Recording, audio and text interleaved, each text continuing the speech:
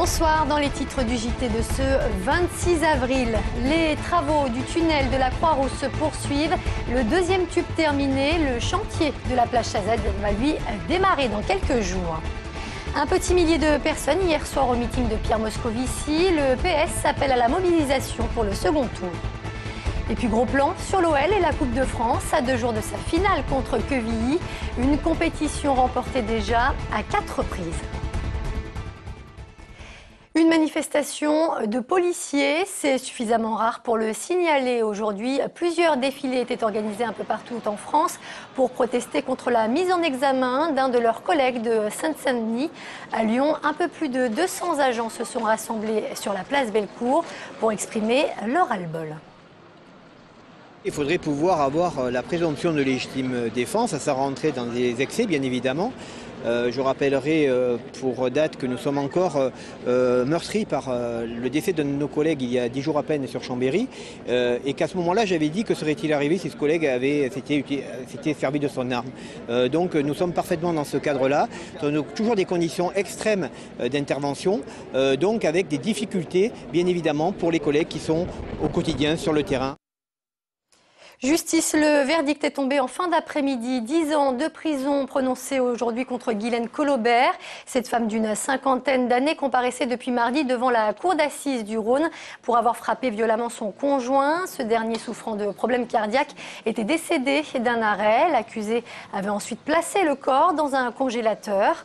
Jugé pour violence volontaire ayant entraîné la mort sans intention de la donner, l'avocat général avait requis ce matin 12 ans de prison. On ne sait pas encore si elle va faire appel de cette décision. Attention, si vous devez emprunter le train demain, la CGT cheminots et aiguilleurs appelle les agents à cesser le travail, un mouvement qui devrait toucher seulement la région lyonnaise. Les représentants syndicaux entendent ainsi dénoncer l'insécurité aux abords des chantiers. Il y a quelques semaines, un agent a été percuté mortellement par un train alors qu'il effectuait un travail de nuit. Cette grève devrait entraîner de nombreuses perturbations sur le réseau régional. Bonne nouvelle pour les riverains du tunnel de la Croix-Rousse. Une deuxième voie de circulation va être ouverte dès ce soir côté Rhône. Un signe que le chantier avance à grands pas. Le deuxième tube dédié au mode doux vient d'être achevé. Dans quelques jours, ce sont les travaux de la plage Chazette qui devraient commencer. État des lieux avec Jean-Marc Roffa. Comme vous pouvez le voir, l'ensemble est quasiment totalement bétonné. La voûte du second tube du tunnel de la Croix-Rousse est terminée. Malgré tout, il reste de nombreux travaux pour achever l'ouvrage dédié au transport doux.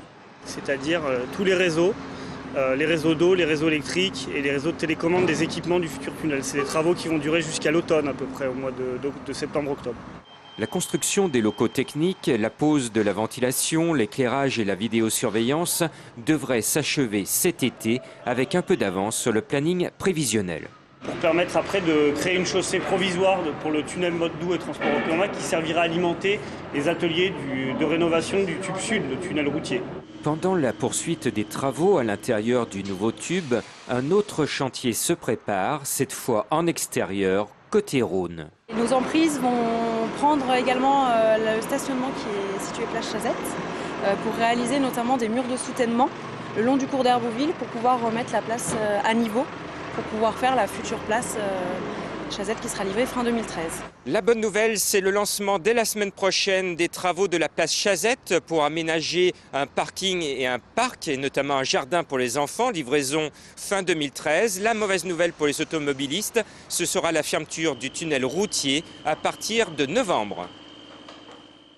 25 000 € en moyenne pour un T2, voilà ce que pourraient coûter les travaux de remise aux normes pour un propriétaire de logement de plus de 10 ans. Une nouvelle loi inscrite dans le cadre du Grenelle de l'environnement rend en effet obligatoire la réalisation d'un audit énergétique.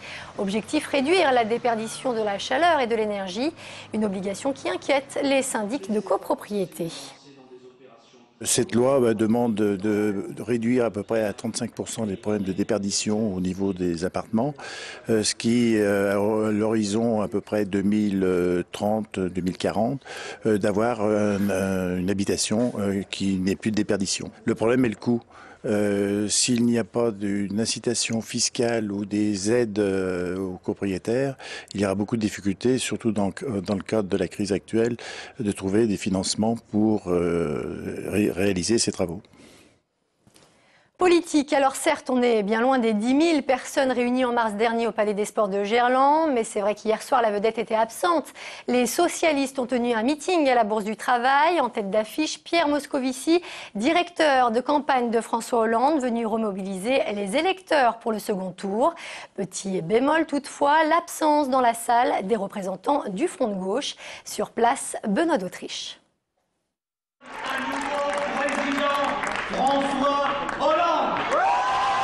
Gérard Collomb en chauffeur de salle, François Hollande en héros absent et Pierre Moscovici en porte-parole. Le meeting du PS hier soir à Lyon, c'était ça, une mise au point avant le second tour et un message clair aux militants, rien n'est joué. Il nous reste maintenant à donner le coup de rein pour la victoire, à bâtir une belle, une bonne victoire. Moi je crois qu'elle est possible, je sens qu'elle approche, mais ça dépend de notre mobilisation à tous. Le PS veut mobiliser et rassembler la gauche d'abord, ça c'est en bonne voie. Dans la salle hier soir, Philippe Mérieux d'Europe Écologie Les Verts était dans les premiers rangs, mais Pierre Moscovici a également lancé un appel aux électeurs du Front National. Il faut leur proposer un changement, mais pas en niant ses valeurs, pas en perdant son âme, simplement en étant capable d'offrir des réponses, des solutions concrètes, notamment dans le domaine économique et dans le domaine social. Le Front National et son score historique au premier tour, c'est aussi la principale préoccupation des militants avant le deuxième tour. Il va falloir que nous on tienne compte de cette réaction de révolte. Ce que moi j'aimerais leur dire, c'est qu'il faut donner sa chance aux candidats socialistes parce qu'on a déjà donné à Nicolas Sarkozy et qu'il est temps d'inverser les rôles en fait. Je pense qu'il y a des gens du FN qui voteront naturellement Hollande. Prochain rendez-vous pour les militants PS, la bataille annoncée du 1er mai à Lyon et dans toute la France. C'est une histoire comme seule la Coupe de France peut en proposer, celle d'une petite équipe amateur affrontant en finale l'un des clubs les plus riches du football français. L'OL affronte l'US Quevilly samedi prochain au Stade de France.